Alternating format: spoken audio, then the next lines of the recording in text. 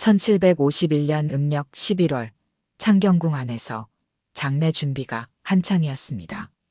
영조의 맏아들 효장세자의 부인 현빈 조씨가 세상을 떠났거든요. 그녀는 영조에게 며느리이자 효부로 인정받던 인물이었습니다. 영조는 슬픔에 잠겨 직접 장례식에 참석했습니다. 한중록에는 이렇게 기록되어 있습니다. 영조께서 효부를 잃으시고 애통하시어 상내에 친히 납시어 곡진히 정성을 다하시니라. 왕이 신하의 장례에 친히 참석하는 일은 흔치 않았습니다. 그런데 바로 그 장례식 중에 한 여인이 영조의 눈에 들어왔습니다. 현빈 조씨를 모시던 궁녀 문씨였습니다. 그녀의 오라비는 별감 문성국이라는 인물이었죠. 영조는 슬픔 속에서도 그녀를 눈여겨보았고 얼마 지나지 않아 그녀에게 승은을 내렸습니다. 문제는 시기였습니다. 조선시대의 상중의 승은은 극히 부도덕한 것으로 여겨졌거든요. 단순히 예법의 문제가 아니었습니다. 왕실의 권위와 윤리에 깊은 상처를 주는 일이었습니다. 더욱이 영조는 전례가 있는 사람이었습니다. 젊은 시절 모친 숙빈 최 씨의 상중에 접실, 정빈 이 씨와 사이에서 자식을 낳아 아버지 숙종으로부터 큰 질책을 받은 적이 있었거든요. 그런 그가 임금이 된 후에도 다시 상중의 승은을 내리고 궁녀를 후궁으로 삼은 것입니다. 당시 사도세자는 10대 후반이었습니다. 아버지가 형수의 장례식 중에 젊은 궁녀를 후궁으로 들이는 모습을 지켜봐야 했죠. 좋게 생각할 리가 없었습니다. 얼마 지나지 않아 문 씨는 창경궁 건극당 아래 고서원이라는 전각을 하사받았습니다. 현빈 조 씨가 머물던 건극당 바로 아래였죠. 이건 역시 파격적인 처사였습니다. 1752년 문 씨는 첫 딸 화령옹주를 출산했습니다. 영조는 크게 기뻐하며 1753년 문 씨를 정사품 소원으로 책봉했습니다. 보통 궁녀 출신은 종사품부터 시작하여 차례차례 품계를 올리는 것이 관례였지만 문 씨는 이를 생략하고 바로 정사품을 받았습니다. 그런데 책봉 과정에서 작은 사건이 벌어졌습니다. 영조는 승지에게 후궁 책봉 교지에 어보를 찍으라고 명했습니다. 소원에게는 인신지보가 아닌 임금의 도장이 찍히는 것이 일반적이지 않았거든요. 승지 윤광의가 이 명령을 받들지 않았습니다. 영조는 다른 승지를 시켜 어보를 찍게 했죠. 조선왕조실록에는 이 내용이 명확히 기록되어 있습니다. 윤광의는 훗날 그 정직함이 가상하다 하여 영조로부터 이조참의에 제수되었습니다. 궁중에는 문 씨에 대한 온갖 소문이 돌았습니다. 한중록에는 그 어미는 중이 되었다가 딸의 출산을 위해 환속했다는 말이 돌았다고 기록되어 있습니다. 그 남매가 아들을 낳지 못하면 밖에서 다른 아이를 데려와 속이려 했다는 흉한 말까지 퍼졌죠. 실제로 정조실록에는 정조가 즉위한 이후 숙의 문 씨를 두고 이렇게 평가한 내용이 있습니다. 문녀가 회임할 때마다 양인의 아들을 구해놓고 혹시 딸을 낳게 되면 바꾸려 했으니 이는 여불위가 진나라를 도적질하려 했던 것과 같고 신돈이 고려를 망친 계책과도 같다. 비록 직접 실행되었다는 기록은 없지만 왕자의 어머니가 되기 위한 그녀의 집념이 얼마나 강렬했는지를 엿볼 수 있습니다. 1761년 문 씨는 둘째 딸 화기롱주를 낳았습니다. 이로써 그녀는 종이품 수의로 진봉되었죠. 하지만 아들을 낳지 못한 한계는 그녀의 위치를 절대적인 것으로 만들지 못했습니다. 더욱이 이미 영빈 이씨 소생의 세자가 있었고 그 세자에게서 태어난 원손도 존재하는 상황이었습니다. 문 씨가 새 왕자를 낳는 일은 정치적으로 매우 민감한 사안이 될 수밖에 없었죠. 그렇게 문 씨는 영조의 총애 속에서 궁중의 여인으로 자리를 잡아갔습니다. 하지만 그 시작부터 논란과 의혹으로 얼룩져 있었고 앞으로 일어날 비극의 씨앗은 이미 뿌려지고 있었습니다. 문 씨가 후궁이 된 후 궁중에는 이상한 일들이 벌어지기 시작했습니다. 그녀의 오라비 문성국이 동궁전 별감들과 내통하고 있다는 소문이 돌았거든요. 한중록은 이 상황을 구체적으로 기록하고 있습니다. 문성국은 동궁에서 일어나는 자잘한 일들을 듣는 족족숙의 문 씨에게 알려주었습니다. 문 씨는 그 이야기를 그대로 영조에게 일러바쳤죠. 세자가 무슨 옷을 입었는지, 누구를 만났는지, 무슨 말을 했는지까지 낱낱이 보고되었습니다. 한중록에는 이렇게 적혀 있습니다. 영조께서 모르실 때도 의심하셨는데 날마다 들으시니 불쾌하신 마음에 부자 사이는 갈수록 갑갑해지니라. 국운이 불행하여 요녀와 간접까지 나니 설도다. 해경궁 홍씨는 문 씨를 요녀, 즉 나라를 망치는 마녀로 표현했습니다. 당시 사도세자는 이미 대리청정을 시작한 상태였습니다. 1749년 15세의 나이로 승명대리를 맡아 정치를 보좌하고 있었죠. 하지만 영조는 세자를 극도로 의심했습니다. 문제는 그 의심이 정당한 근거에서 나온 것인지 아니면 조작된 정보 때문인지 알 수 없다는 것이었습니다. 정조는 훗날 유령에서 낙선당 화재 사건과 금정변이 모두 문성국의 조작에서 비롯되었다고 밝혔습니다. 이는 모두 사도세자를 궁지에 몰아넣기 위한 계략이었다는 것이죠. 역사학자들 사이에서도 의견이 갈립니다. 일부는 문 씨가 실제로 사도세자를 모함했다고 보는 반면 다른 일부는 그녀를 희생양으로 본 측면도 있다고 주장합니다. 이모화변은 일개 후궁의 모함으로 일어날 수 있는 사건이 아니었다는 것이죠. 하지만 확실한 것은 문 씨가 부자 간의 불화를 증폭시키는 역할을 했다는 점입니다. 문 씨의 권력은 나날이 커졌습니다. 영조의 총애를 등에 업고 그녀는 궁중에서 안하무인으로 행동했죠. 내명부의 다른 여인들과도 갈등을 빚었습니다. 대천록에는 문 씨가 세자의 생모인 영빈 이 씨에게 되들었다가 인원왕후에게 회초리를 맞은 사건이 기록되어 있습니다. 인원왕후는 영조의 계모이자 사도세자의 할머니였습니다. 문 씨보다 훨씬 품계도 높고 연배도 많은 조선 왕실의 최고 어른이었죠. 그런 인물이 직접 회초리를 들었다는 것은 문 씨의 처신이 그만큼 도를 넘었다는 의미였습니다.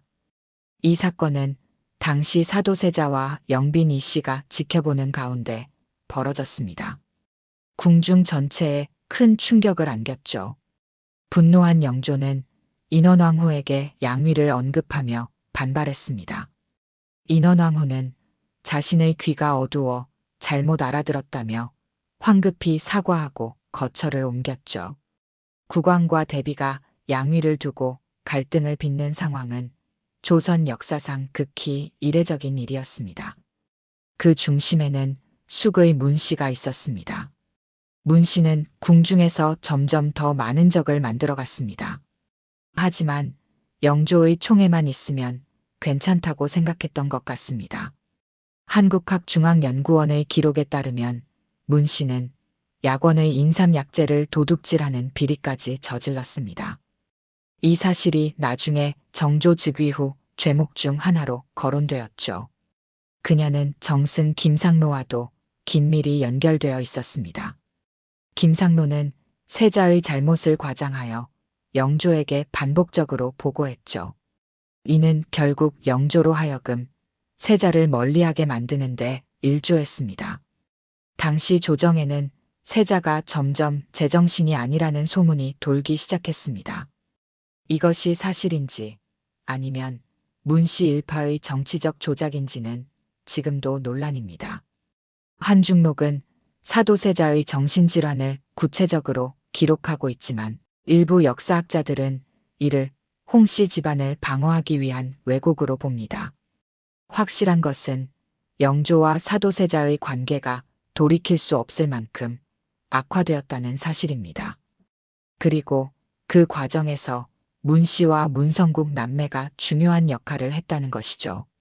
비극의 씨앗은 이미 싹을 틔우고 있었습니다. 문 씨는 영조의 총애를 받으며 궁중에서 나날이 세력을 키워갔습니다. 1771년 그녀는 종이품 수의로 진봉되었습니다. 정사품 소원에서 종이품까지 올라온 것이죠. 궁녀 출신으로서는 파격적인 승진이었습니다. 하지만 그녀의 권력은 탄탄한 기반 위에 서 있지 않았습니다. 무엇보다 아들을 낳지 못했거든요. 두 딸 화령옹주와 화길옹주를 낳았지만 왕자가 없다는 것은 치명적인 약점이었습니다. 이미 영빈 이씨 소생에 세자가 있었고 그 세자에게서 원손정이 태어난 상황이었습니다. 문 씨가 새 왕자를 낳는다 해도 세자의 대항마가 되기는 어려웠죠. 오히려 왕실에 불필요한 혼란만 일으킬 가능성이 높았습니다.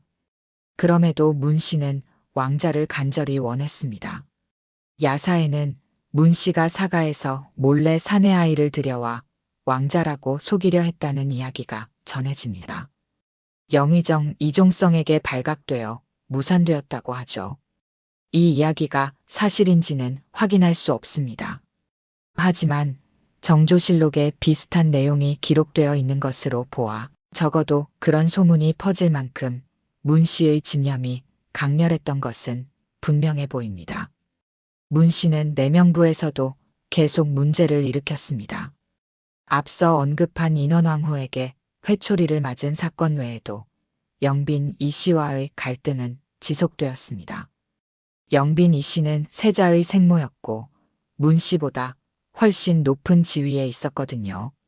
한중록에 따르면 문 씨는 영빈 이 씨에게 되들었다가 인원왕후의 분노를 샀습니다. 당시 사도세자가 이 장면을 목격했다는 기록도 있습니다. 자신의 어머니가 아버지의 후궁에게 모욕을 당하는 모습을 지켜봐야 했던 것이죠. 세자와 문 씨의 관계는 최악이었습니다. 형수의 장례식 중에 후궁이 된 것만으로도 충분히 반감을 살만했는데 그 후의 행동들이 적대감을 더욱 키웠습니다. 문 씨는 노론의 실세 김상로와도 긴밀히 연결되어 있었습니다.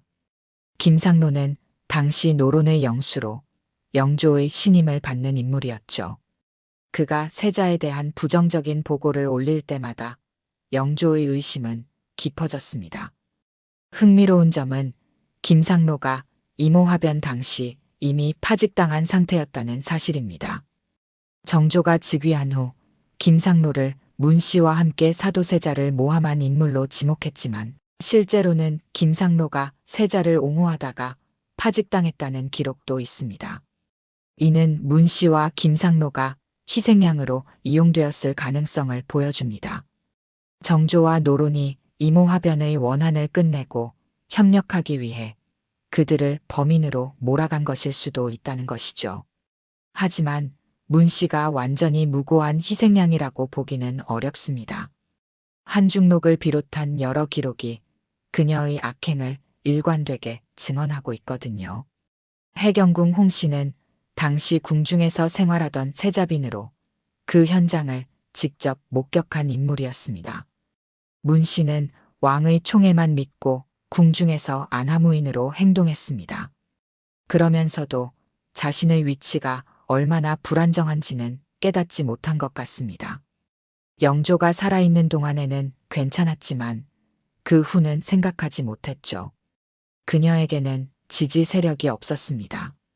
궁녀 출신이라 조정의 연줄도 없었고 궁중에서도 많은 적을 만들어 놓았습니다. 왕자도 낳지 못해 자신의 자식을 통한 권력 기반도 구축하지 못했죠. 영조의 총애, 그것만이 그녀의 전부였습니다. 그리고 그 총애가 사라지는 순간 그녀에게 남은 것은 아무것도 없을 것이었습니다. 하지만 문 씨는 그 사실을 모르는 채 권력을 누리고 있었습니다. 비극의 시간이 다가오고 있었습니다. 영조와 사도세자의 관계는 갈수록 악화되었습니다. 세자는 아버지로부터 끊임없는 질책과 의심을 받았습니다. 한중록에 따르면 세자는 영조를 극도로 두려워했고 그 공포가 정신질환으로 발전했다고 합니다. 1757년부터 세자에게는 이상 증세가 나타나기 시작했습니다. 옷을 입는 것을 두려워하는 의대증이 생겼고 분노 조절에 어려움을 겪었죠. 궁녀들과 내관들을 폭행하고 심지어 사람을 죽이는 일까지 벌어졌습니다. 그러나 일부 역사학자들은 이런 기록들을 의심합니다. 영조실록을 보면 그 기간 동안 세자가 1000여 명을 데리고 온양행궁으로 요양을 갔는데 아픈 사람 하나 없고 백성들의 고초도 해결해 주었다는 기록이 있거든요. 정말로 세자가 미쳤다면 이런 일이 가능했을까요? 이 부분에 대해서는 지금도 논란이 있습니다. 하지만 확실한 것은 영조가 세자를 믿지 못했다는 사실입니다. 1762년 음력 5월 사건이 터졌습니다. 나경원이라는 종이 세자의 난행과 비행을 고변했습니다. 세자가 장차 반역을 꾀하고 있다는 내용이었죠. 이 고변이 사실인지 조작인지는 알 수 없습니다. 하지만 이미 한계에 도달한 영조에게는 결정적인 계기가 되었습니다. 영조는 세자를 불러 문책했고 결국 뒤주에 가두라는 명을 내렸습니다. 1762년 음력 5월 13일이었죠. 조선왕조실록은 이 장면을 담담하게 기록하고 있습니다. 세자는 8일 동안 뒤주에 갇혀 있었습니다. 한여름의 무더위 속에서 물 한 모금 먹지 못하고 갇혀 있었던 것이죠. 1762년 음력 5월 21일 사도세자는 뒤주 안에서 숨을 거두었습니다. 나이 28세였습니다. 영조의 아들이자 정조의 아버지 그리고 조선의 세자가 참혹하게 죽은 것입니다. 이 사건을 이모화변이라고 부릅니다. 정조는 훗날 이 사건의 배후에 문씨와 문성국 남매가 있었다고 밝혔습니다. 그들이 사도세자를 지속적으로 모함하여 영조의 의심을 증폭시켰다는 것이죠. 정조실록에는 이렇게 기록되어 있습니다. 문녀의 죄악은 여불위의 음모와 같고 신돈의 계책과 같다. 낙선당 화재 사건과 금정변이 모두 문성국의 조작에서 비롯되었다고 했습니다. 하지만 역사학자들 사이에서는 다른 의견도 있습니다. 이모화변은 일개 후궁이나 신하들의 거짓 모함으로 일어날 수 있는 사건이 아니라는 것이죠. 영조와 사도세자의 갈등은 훨씬 더 깊고 복잡한 뿌리를 가지고 있었습니다. 당파 간의 대립도 중요한 요인이었습니다. 세자는 노론과 마찰을 빚고 있었고 영조의 즉위 정당성과 관련된 문제에서도 아버지와 다른 입장을 보였습니다. 이런 정치적 갈등이 비극을 불렀다는 분석이 있죠. 그렇다고 문씨의 책임이 완전히 사라지는 것은 아닙니다. 그녀가 부자 간의 불화를 증폭시킨 것은 분명한 사실입니다. 문성국이 동궁을 염탐하고 문씨가 그 정보를 영조에게 보고한 것도 여러 기록이 증언하고 있죠. 한중록은 문씨를 요녀로 표현했습니다. 해경궁 홍씨는 남편의 죽음을 지켜본 사람이었고 그 비극에 문씨가 관여했다고 확신했습니다. 물론 한중록 역시 홍씨 집안을 방어하기 위한 정치적 목적이 있었다는 지적도 있습니다. 진실이 무엇이든 사도세자는 죽었습니다. 그리고 그의 아들 정조는 이 비극을 평생 잊지 않았습니다. 문씨는 여전히 영조의 총애를 받으며 궁중에서 권력을 누리고 있었지만 그녀의 운명은 이미 결정되어 있었습니다. 정조가 왕이 되는 순간 모든 것이 바뀔 것이었습니다. 1776년 음력 3월 5일 영조가 승하했습니다. 52년간의 긴 재위를 마감한 것이죠. 영조는 83세의 나이로 조선 역사상 가장 오래 산 왕이 되었습니다. 그리고 그의 손자 정조가 왕위에 올랐습니다. 정조는 즉위하자마자 움직였습니다. 아버지 사도세자의 죽음에 관련된 인물들을 처벌하기 시작한 것이죠. 그 첫 번째 대상이 바로 숙의 문 씨였습니다. 1776년 음력 3월 30일 정조는 문 씨의 자귀를 삭탈했습니다. 조선왕조실록에는 이 장면이 명확히 기록되어 있습니다. 문 씨는 숙위에서 평민으로 전락했고 사저로 쫓겨났습니다. 그녀의 오라비 문성국은 노비로 만들어졌습니다. 노적에 오른다는 것은 반역죄인의 가족이 받는 처벌이었죠. 가산도 모두 몰수되었습니다. 문성국의 아들 문경행은 유배형에 처해졌습니다. 문 씨의 어머니는 제주도의 관노비가 되었습니다. 한 집안 전체가 하루아침에 죄인으로 전락한 것입니다. 영조가 살아있을 때는 상상도 할 수 없는 일이었죠. 그해 음력 5월 13일 정조는 장문의 교지를 내렸습니다. 문 씨의 죄를 낱낱이 포고하는 내용이었습니다. 정조실록은 이 교지를 자세히 기록하고 있습니다. 문녀가 회임할 때마다 양인의 아들을 구해놓고 혹시 딸을 낳게 되면 바꾸려 했다. 이는 여불위가 진나라를 도적질하려 했던 것과 같고 신돈이 고려를 망친 계책과도 같다. 낙선당 화재 사건과 금정변이 모두 문성국의 조작에서 비롯되었다. 교지는 문 씨의 죄목을 구체적으로 열거했습니다. 다음 날인 5월 14일 문 씨는 도성 밖으로 쫓겨났습니다. 한국학중앙연구원의 기록에 따르면 문 씨는 유배형을 선고받았다고 합니다. 조정에서는 문 씨를 처벌하라는 상소가 줄을 이었습니다. 당시 실록을 보면 조정의 중로는 거의 대부분 문 씨를 하루라도 빨리 사형시켜야 한다는 쪽에 있었죠. 문 씨의 편은 단 하나도 없었습니다. 대신들은 문 씨의 딸 화령옹주의 자귀까지 삭탈하라고 주장했습니다. 하지만 정조는 이를 윤허하지 않았습니다. 정조실록에는 정조의 말이 기록되어 있습니다. 두 옹주는 영조의 골육이며 문 씨가 흉계를 꾸밀 때는 강보에 쌓인 악이었을 뿐이다. 정조는 화령옹주를 보호했습니다. 비록 문 씨의 딸이지만 할아버지 영조의 혈육이기도 했거든요.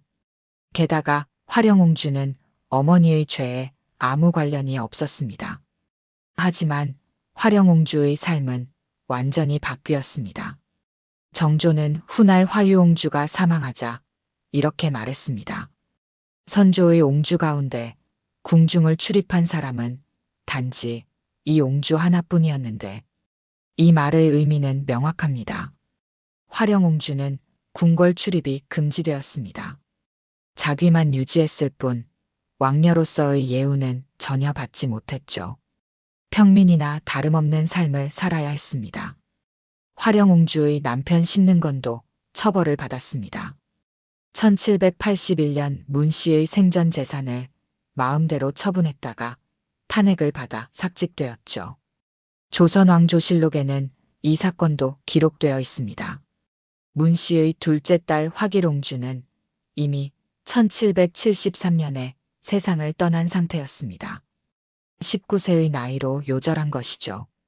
화길옹주의 장래에 10만 냥이나 지출한 일도 문제가 되었습니다. 문 씨가 영조의 총애를 이용해 과도한 예우를 받았다는 비판이었습니다. 문 씨는 유배지에서 두려움 속에 지냈습니다. 영조가 살아있을 때 누리던 권력과 부귀영화는 모두 사라졌습니다. 남은 것은 죄인이라는 낙인과 죽음에 대한 공포뿐이었죠. 그리고 그 공포는 곧 현실이 될 것이었습니다. 정조는 문 씨를 유배 보냈지만 그것으로 끝이 아니었습니다. 영조의 국상이 진행되는 동안에는 잠시 기다렸습니다. 아버지의 장례를 치르는 동안에는 다른 일로 소란을 피우고 싶지 않았던 것이죠. 하지만 국상이 끝나자 상황이 바뀌었습니다. 1776년 음력 8월 10일 영조의 국상이 끝났습니다. 위키백과에 따르면 바로 그날 정조는 문 씨를 사사하라는 명을 내렸습니다. 사약이 내려진 것입니다. 조선시대의 사약은 왕족이나 사대부에게 내려지는 사형 방법이었습니다. 한국민 종문화 대백과에 따르면 형전에는 교수와 참수만을 사형제도로 명시했지만 신분을 참작하여 사약을 내렸다고 합니다. 문 씨는 후궁 출신이었기에 사약을 받을 자격이 있었습니다. 하지만 그것이 그녀에게는 아무 위안도 되지 못했을 것입니다. 죽음은 죽음이었으니까요. 사약의 주재료는 비상이었을 것으로 추정됩니다. 일설에는 생금, 생청, 부자, 개의 알 등을 합하여 조제했다고도 하지만 명확한 문헌 자료는 없습니다. 국내에 자생하는 초호를 사용하면 위장출혈로 토혈하며 죽게 됩니다. 문 씨가 사약을 받았을 때 어떤 심정이었을까요? 25년 전 형수의 장례식에서 영조의 눈에 들어 후궁이 되었던 그 순간을 떠올렸을지도 모릅니다. 영조의 총애를 받으며 궁중에서 권력을 누리던 시절을 생각했을까요? 아니면 사도세자를 모함한 일들을 후회했을까요? 기록에는 문 씨가 사약을 거부했다는 내용이 없습니다. 나무위키에 따르면 악녀로 알려진 귀인 조 씨나 숙의 문 씨조차도 사약을 거부했다는 기록은 없다고 합니다. 그녀는 순순히 사약을 받아들였던 것 같습니다. 1776년 9월 11일, 음력 8월 10일 숙의 문 씨는 사약을 받고 세상을 떠났습니다. 정확한 나이는 알 수 없지만 1751년 승은을 입었을 때 20세 무렵으로 추정되니 40대 중반이었을 것입니다. 그녀의 일가는 모두 처벌을 받았습니다. 문성국은 노비가 되었고 문 씨의 어머니는 제주도 관노비가 되었습니다. 문성국의 처남 박도호는 성 안에서 장사를 하다 발각되어 유배형에 처해졌죠. 문 씨의 집은 몰수되었습니다. 그 재산의 처분 과정에서 문제를 일으킨 사위 심능건도 1781년 삭직당했습니다. 조선왕조실록에는 이 내용이 기록되어 있습니다. 문 씨의 유일한 생존 딸 화령옹주는 궁중 출입이 금지된 채 살아야 했습니다. 자귀는 유지했지만 왕녀로서의 예우는 전혀 받지 못했죠. 어머니의 죄 때문에 수많은 탄핵을 받았지만 정조가 막아준 덕분에 목숨만은 부지할 수 있었습니다. 화령옹주는 정조보다 21년을 더 살았습니다. 순조의 치세까지 살아남아 1831년 69세로 세상을 떠났죠. 순조는 장생전의 퇴판을 보내주며 화령옹주의 장례를 왕실 종친의 예우로 치러주었습니다. 어머니가 죄인으로 죽었지만 할아버지 영조의 혈육이라는 사실만큼은 인정받은 것입니다. 문 씨는 어떤 사람이었을까요? 권력욕에 사로잡혀 왕세자를 모함한 악녀였을까요? 아니면 정치적 희생양으로 이용된 불쌍한 여인이었을까요? 역사학자들 사이에서도 의견이 갈립니다. 일부는 문 씨를 이모화변의 주범으로 보는 반면 다른 일부는 그녀를 희생양으로 봅니다. 정조와 노론이 협력하기 위해 문 씨를 범인으로 만들었다는 것이죠. 하지만 확실한 것은 문 씨가 영조의 총애만 믿고 권력을 남용했다는 사실입니다. 궁녀 출신으로 지지 세력도 없었고 왕자도 낳지 못했습니다. 내명부에서 많은 적을 만들었고 부자 간의 불화를 증폭시켰죠. 영조가 살아있는 동안에는 괜찮았습니다. 하지만 영조가 죽는 순간 그녀에게 남은 것은 아무것도 없었습니다. 권력의 무상함을 보여주는 대표적인 사례였죠. 문 씨의 이야기는 교훈을 남깁니다. 권력은 영원하지 않다는 것, 왕의 총애만으로는 충분하지 않다는 것, 그리고 적을 많이 만들면 결국 그 대가를 치르게 된다는 것을 말입니다. 숙의 문 씨의 이야기는 많은 것을 생각하게 합니다. 그녀는 1751년 형수의 장례식 중에 영조의 눈에 들어 후궁이 되었습니다. 상중의 승은이라는 파격적인 출발이었죠. 영조의 총애를 받으며 그녀는 종이품 수기까지 올랐습니다. 하지만 그 과정에서 너무 많은 적을 만들었습니다. 사도세자와 영빈 이 씨를 비롯한 내명부와 갈등을 빚었고 인원왕후에게 회초리를 맞는 굴욕까지 당했죠. 오라비 문성국과 함께 사도세자를 지속적으로 모함했습니다. 한중록은 문 씨를 요녀로 표현했고 정조실록은 그녀의 죄악을 여부리와 신돈에 비유했습니다. 1762년 사도세자가 뒤주에 갇혀 죽는 비극이 벌어졌을 때 그 배후에 문 씨가 있었다고 기록되어 있습니다. 1776년 영조가 승하하자 모든 것이 바뀌었습니다. 정조는 즉위하자마자 문 씨의 자귀를 삭탈하고 사저로 쫓아냈습니다. 문성국은 노비가 되었고 문 씨의 어머니는 제주도 관노비가 되었죠. 영조의 국상이 끝난 1776년 8월 10일 문 씨는 사약을 받았습니다. 25년간 누린 권력과 부귀영화는 한순간에 사라졌습니다. 궁녀 출신으로 시작해 수기까지 올랐던 그녀의 삶은 비극으로 끝난 것이죠. 문 씨의 딸 화령옹주는 자귀만 유지한 채 궁중 출입이 금지되었습니다. 어머니의 죄 때문에 평생 수많은 탄핵을 받았지만 정조의 보호로 목숨은 부지할 수 있었습니다. 화령옹주는 1831년 69세로 세상을 떠날 때까지 조용히 살아야 했죠. 역사학자들은 문 씨를 어떻게 평가할까요? 일부는 그녀를 사도세자를 죽음으로 몰아간 악녀로 봅니다. 한중록을 비롯한 여러 기록이 그녀의 악행을 증언하고 있거든요. 하지만 다른 견해도 있습니다. 문 씨를 정치적 희생양으로 보는 시각입니다. 이모화변은 일개 후궁의 모함으로 일어날 수 있는 사건이 아니었고 정조와 노론이 협력하기 위해 문 씨를 범인으로 만들었다는 것이죠. 진실이 무엇이든 확실한 것은 있습니다. 문 씨는 영조의 총애만 믿고 권력을 남용했습니다. 궁녀 출신으로 지지 세력도 없었고 왕자도 낳지 못했습니다. 내명부에서 많은 적을 만들었고 부자 간의 불화를 증폭시켰죠. 영조가 살아있는 동안에는 괜찮았습니다. 하지만 영조가 죽는 순간 그녀에게 남은 것은 아무것도 없었습니다. 권력의 무상함을 보여주는 대표적인 사례였습니다. 오늘날 문 씨는 조선시대 악녀 후궁의 대표적인 인물로 기억됩니다.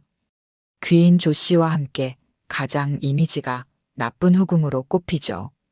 드라마와 영화에서도 악역으로 자주 등장합니다. 하지만 그녀의 이야기는 단순한 권선징악의 교훈만을 남기지 않습니다. 권력의 본질, 당파 정치의 잔혹함, 그리고 희생양 만들기라는 정치적 메커니즘에 대해서도 생각하게 만들죠. 문 씨는 정말로 사도세자를 죽음으로 몰아간 악녀였을까요? 아니면 복잡한 정치적 갈등의 한복판에서 이용당한 불쌍한 여인이었을까요? 진실은 역사 속에 묻혀 있습니다. 여러분은 숙의 문 씨의 이야기를 보면서 어떤 생각이 드셨나요? 그녀는 정말로 이모화변의 주범이었을까요? 아니면 정조와 노론이 협력하기 위해 만들어낸 희생양이었을까요? 특히 영조의 총애만 믿고 권력을 남용한 것이 과연 사약을 받을 만큼 큰 죄였을까요? 정조가 아버지에 대한 복수를 위해 지나치게 가혹하게 처벌한 것은 아니었을까요? 댓글로 여러분의 생각을 자유롭게 남겨주세요. 오늘 영상이 흥미로우셨다면 구독과 좋아요 부탁드립니다. 다음에는 정조의 생모 해경궁 홍씨의 이야기로 찾아뵙겠습니다. 알림 설정까지 해두시면 새로운 역사 이야기를 가장 먼저 만나보실 수 있습니다. 감사합니다.